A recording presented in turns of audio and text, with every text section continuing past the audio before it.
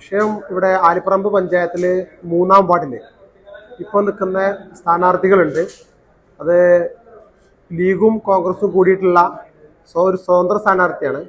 ഈ വ്യക്തി ഇലക്ഷനുമായി വോട്ട് ചോദിച്ച് ചില ഏരിയകളിൽ ചെന്നപ്പോൾ പഞ്ചായത്തിൽ EMS ഭവന പദ്ധതിയുമായി ബന്ധപ്പെട്ട് പഞ്ചായത്തിൽ കൊടുത്തേൽപ്പിച്ചിരുന്ന ആധാരങ്ങൾ ഉണ്ടായിരുന്നു കുറേ വ്യക്തികളുടെ. ഈ ആധാരം ഒരു നിശ്ചിത കാലം കഴിഞ്ഞാൽ ഈ വ്യക്തികൾക്ക് തിരിച്ചു കിട്ടണം.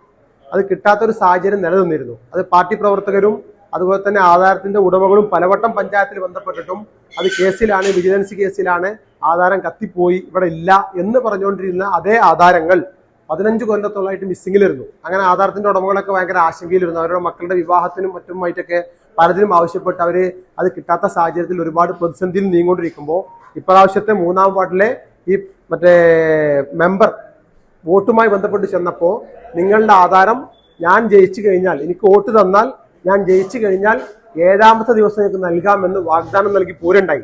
അങ്ങനെ അവിടെ കൂടിച്ചേർന്ന ചർച്ചയിൽ അങ്ങനെയാണെങ്കിൽ പഞ്ചായത്ത് ജയിച്ചാലും തോറ്റാലും നമുക്കത് അന്വേഷിക്കാം, ഇലക്ഷൻ കഴിഞ്ഞ് ഒരു 7 ദിവസം കഴിഞ്ഞ് നമുക്കത് ബന്ധപ്പെടാം എന്ന് പറഞ്ഞ് ഞങ്ങൾ പിരിഞ്ഞു പോയതാണ്.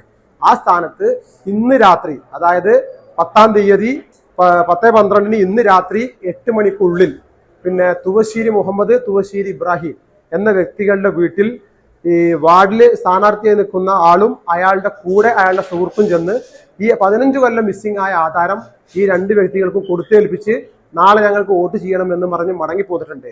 ആ ആധാരം പഞ്ചായത്തിൽ കാണാത്ത 15 കൊല്ലം പഴക്കമുള്ള മിസ്സിംഗുള്ള ആധാരം ഇവർക്ക് ഇത് എവിടുന്ന് കിട്ടി? പഞ്ചായത്ത് പറയുന്നു ഞങ്ങൾക്കറിയില്ല. ആ ആധാരം എവിടുന്ന് വന്നു? ഇത്തരത്തിലൊരു മെമ്പർ ആണോ നമുക്ക് നാളെ സ്ഥാനാർത്ഥിയാവേണ്ടത് എന്നാണ് എനിക്ക് ചോദിക്കുന്നത്. തീർച്ചയായിട്ടും ഇയാളിതിന് സ്ഥാനാർത്ഥിത്വത്തിന് അർഹനല്ലല്ലോ. കാരണം മിസ്സിംഗ് ആയ ആധാരം 15 വർഷം മുന്നേ നഷ്ടപ്പെട്ട ആധാരം ഇന്നത്തെ ഒരു രാത്രിയിൽ അയാളെ കൈകളിലൂടെ ഈ വീട്ടിലെത്തുമ്പോൾ അയാൾ എത്രത്തോളം അർഹനാണ് എന്നുള്ളതാണ് എന്റെ ചോദ്യം.